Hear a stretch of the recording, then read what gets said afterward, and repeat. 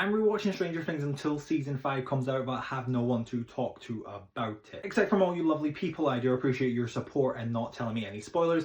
But the time is almost over, so I must get into it now. 10 talking points, actually scratch that. 12 talking points because there's so much to unpack of episode 6, season 1. Talking point number 1, Nancy's still stuck in the upside down and Jonathan can hear her but can't actually see her. Then eventually he sees the tree that where she went through and her hand jumps out. He pulls her back, but it seems like she struggled to get out there. My question was, is this thing sealing up? And then it actually did completely seal up and the hole was no more. Talking point number 2 is I didn't like Steve to begin with, but I really don't like his friends. But I tell you, seeing Nancy with Jonathan, that must have hurt Steve a lot. Talking point number 3 is Hop is looking for what a child he believes to be Will, but actually could be another child. Talking point number 4 is Jonathan tucking himself in and keeping protection there, but then Nancy says, will he come up to the bed? And I'm starting to think Nancy's actually the bad one here, not Steve. Talking point number 5 is Mr. Clark needs to run. They are just going to use him like they did with Benny, and that's not good. We do not forget. Talking point number 6 is Mike regrets yelling at Elle. Dustin is the voice of reason and you must obey the rules, Mike. Talking point number 7 is Elle in the supermarket grabbing all those Eggos. Talking point number 8 now, this is after Mike went to apologize to Lucas. Lucas is going to see if he can find the gate all by himself, and then Dustin being the voice of reason again while Mike and Dustin are on the bikes. But I appreciate that Mike said that Dustin was also his best friend as well. Talking point number 9 is now Hop and Joyce are at Terry Ives' house. And we get this background story that Terry Ives was part of our project and didn't realise she was pregnant and apparently miscarriage, or so the doctor signed off, but they also signed off Will's dead body. Then it starts flickering to Elle being in the room or like the laboratory, and while they're having that conversation,